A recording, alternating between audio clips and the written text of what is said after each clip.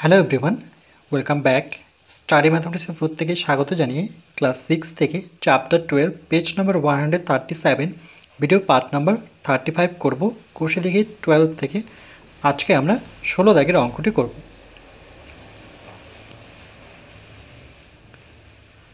5834 থেকে কোন ক্ষুদ্রতম সংখ্যা বিয়োগ করলে বিয়োগফল 20, 28, 32 ও 35 দিয়ে বিভাজ্য হবে হিসাব করি। এখানে যেহেতু ক্ষুদ্রতম কথাটি আছে, তাহলে সেক্ষেত্রে আমরা বুঝে নেব ক্ষুদ্রতম থাকলে কিন্তু আমাদের লসাগু করতে হবে, আর বৃহত্তম থাকলে পরে গসাগু করতে হয়।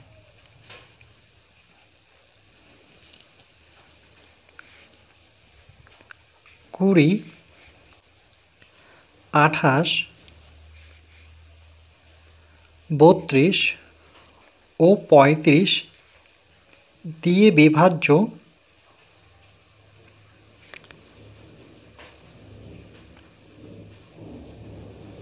35 দিয়ে বিভাজ্য ক্ষুদ্রতম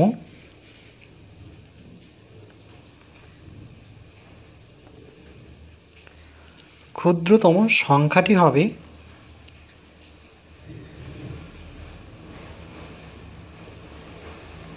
20,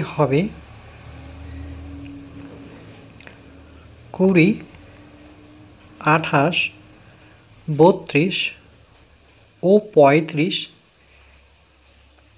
এর লসাগু। কেন লসাগু করব? তার কারণ যেহেতু ক্ষুদ্রতম কথাটি আছে, এই জন্য আমরা এর লসাগু নেব। তাহলে 20, 28, 32, 35 এটিকে আমরা ভাঙব। প্রথমে 2 দিয়ে যদি ভাঙি তাহলে 2 কে 2, পড়ে থাকলো 0, পাশে 0 রাখবো, বা 10 দুগুণে 20 এভাবে ভাবতে পারি। এবার 2 দিয়ে 2 2, পড়ে থাকলো 8, 4 দুগুণে 8, 2 দিয়ে 16 দুগুণে 32, নতুবা 2 2, 1 পড়ে আছে পিছনে 2 মানে 12, 2 ঘরে নামতা পড়লে 6 দুগুণে 12। কী করে করলাম? 2 দিয়ে 32কে 2 ঘরের নামতা পড়লে কিন্তু আমরা 32 সাধারণত পাই না, এই জন্য আমরা প্রথমে একটা সংখ্যা নেব, 2 কে 2। 3 থেকে 2 বিয়োগ করলে 1, যেহেতু 2-এর থেকে 1 ছোট, এই জন্য আমরা 2কে নামাবো বড় করার জন্য। 2-এর ঘরে নামতা পড়লে 6 দুগুণে 12, এই জন্য 16 লিখেছি।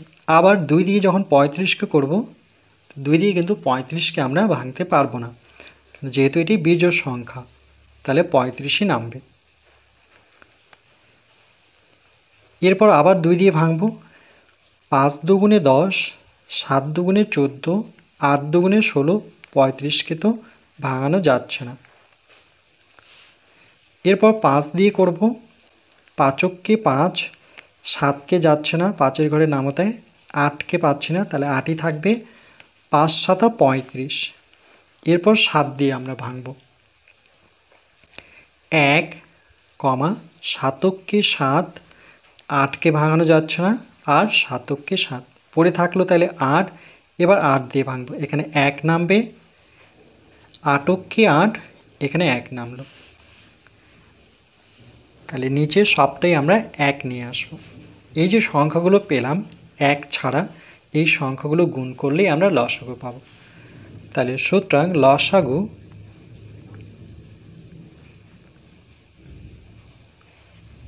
সমান 2 গুণন 2 গুণন 5 গুণন 7 গুণন 8, 2 দুগুণে 4, 4 5 20, 27 56। তাহলে 56-র সাথে 20 গুণ করলে শুধু 2 গুণ করে নিই, 6 দুগুণে 12, 2 হাতের 1, 5 দুগুণে 10 আর 1-এ 11, আমরা পেলাম 112। তাহলে 56 দুগুণে 112, যেহেতু শূন্যটি গুণ করিনি তাহলে শূন্যটি এর পিছনে লাগিয়ে দেব। তাহলে কত হলো 1120। 5834 থেকে কোন ক্ষুদ্রতম সংখ্যা বিয়োগ করলে বিয়োগফল এত দ্বারা বিভাজ্য? বিভাজ্য বলতে ভাগ যেতে হবে। তাহলে 5834 এই যে সংখ্যাটি আছে আর এখন যে লসাগু পেলাম 1120, এই সংখ্যাটি দিয়ে আমরা ওই 5834কে ভাগ করব। লসাগু দিয়ে 1120 দিয়ে ভাগ করব 5834কে। 1120 সাথে কত গুণ করলে পরে 5834 পাবো? এখানে যেহেতু চারটা সংখ্যা তাহলে চারটা সংখ্যায় নিতে হবে। তাহলে একটুখানি রাফ করে নিই। 1120 এর সাথে যদি আমরা 5 গুণ করি, 5 দিয়ে শূন্যকে গুণ করলে 0, 5 দুগুণে 10 0, হাতের 1, 5 × 5 আর 1 মিলে 6, এখানে 5 × 5 তাহলে 5600 আসছে। যদি 6 দিয়ে করি তাহলে 6 × 11 66, সেটি কিন্তু 5000-এর থেকেও বেশি আসছে। তাহলে 5 দিয়েই যাচ্ছে 5600, 4, 3, 8 থেকে 6 বিয়োগ করলে পরে 2। যেহেতু 1120 থেকে 234 ছোট, আর তো ভাগ যাচ্ছে না, তাহলে এই যে ভাগশেষটি যে পড়ে থাকলো এই সংখ্যাটি বিয়োগ করলেই, মানে 5834 থেকে এই সংখ্যাটি যদি বিয়োগ করি তাহলে যে সংখ্যাটি পাবো, কোন ক্ষুদ্রতম সংখ্যা বলেছে, তাহলে আমরা সূত্রাং লিখব 5834 থেকে এই যে ভাগশেষটি যে পড়ে আছে 234 যদি বিয়োগ করি,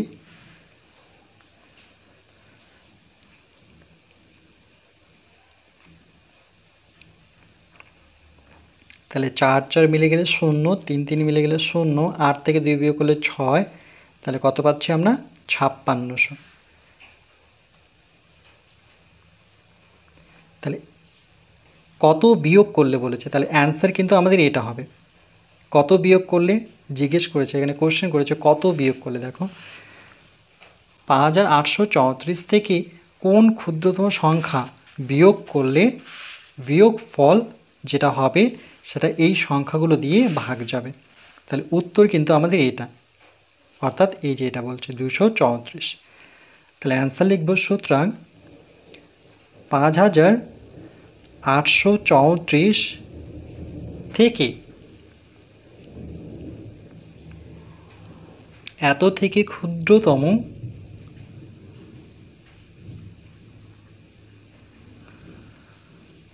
সেই সংখ্যাটি হচ্ছে যেই ভাগশেষটি পড়ে আছে সেই সংখ্যাটি, অর্থাৎ 234 বিয়োগ করলে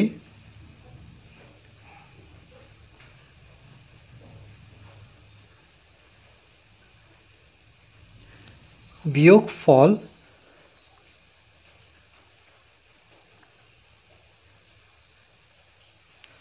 বিয়োগফল 20, 28, 32 ও 35 দ্বারা বিভাজ্য বা দিয়ে বিভাজ্য।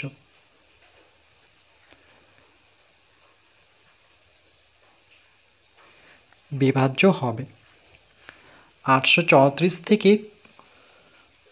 ক্ষুদ্রতম 234 বিয়োগ করলে বিয়োগফলটি এত এত দিয়ে বিভাজ্য, মানে প্রত্যেক ক্ষেত্রে ভাগ যাবে। এই যে সংখ্যাটি পেলাম 5600 কে যদি আমরা 20 দিয়ে ভাগ করি তাহলে কোনো ভাগশেষ থাকবে না, মানে বিভাজ্য মানে ভাগ যাবে।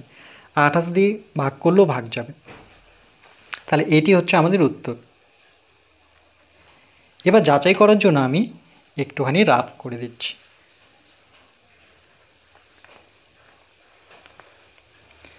যেমন 5600কে যেহেতু বিভাজ্য বলেছে, 20 দিয়ে যদি ভাগ করি তাহলে দেখো প্রত্যেক ক্ষেত্রে ভাগ মিলবে। 20 দুগুণে 40, 3 × 60, তাহলে এখানে 40 বসাতে হবে। বিয়োগ করলে 6, 5 থেকে 4 বিয়োগ করলে 1, 16 পেলাম। এবার শূন্যকে নামাই, 5 দিয়ে 5 × 100, 7 দিয়ে দিলে 7 দুগুণে 14, 8 দিনে 8 দুগুণে 16 মানে 160। তাহলে শূন্য পড়ে থাকলো, এই শূন্যটা এখানে না আসে এখানে আসবে। তাহলে দেখো এই ক্ষেত্রে কিন্তু ভাগটি হয়ে গেল, মানে বিভাজ্য মানে ভাগ হচ্ছে। একইভাবে আমরা আর একটু যদি যাচাই করি যে 28 দিয়ে যদি এই সংখ্যাটা বিয়োগ করার পরে যে সংখ্যাটি আসছে 5600, তাহলে দেখো 28 দুগুণে 56, 8 দুগুণে 16, 6 হাতের 1, 2 দুগুণে 4 আর 1 5।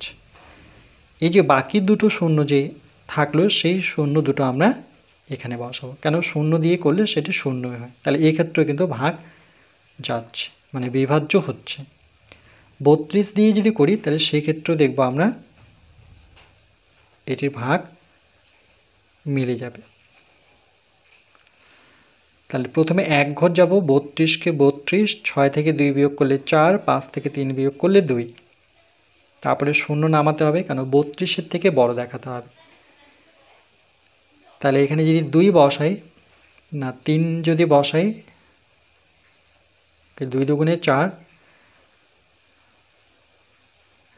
8 বসলে 8 দুগুণে 16, 5 বসে দেখি 5 দুগুণে 10 0, হাতের 1, 3 5 15 আর 1 16, না হচ্ছে না, তো আমরা একটুখানি রাফ করে নিই।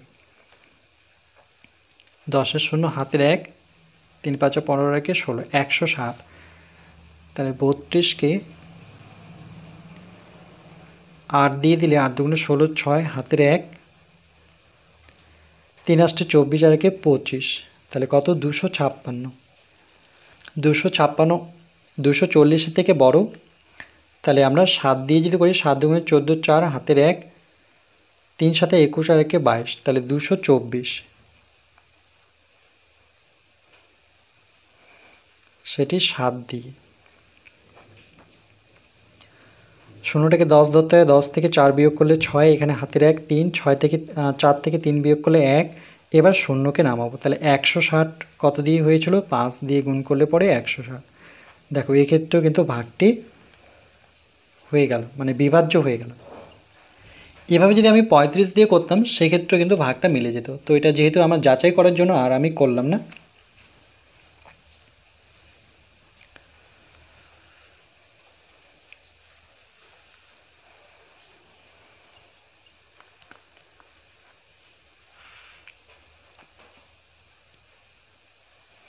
আমার উত্তর এটা নয়, উত্তর হচ্ছে এটা।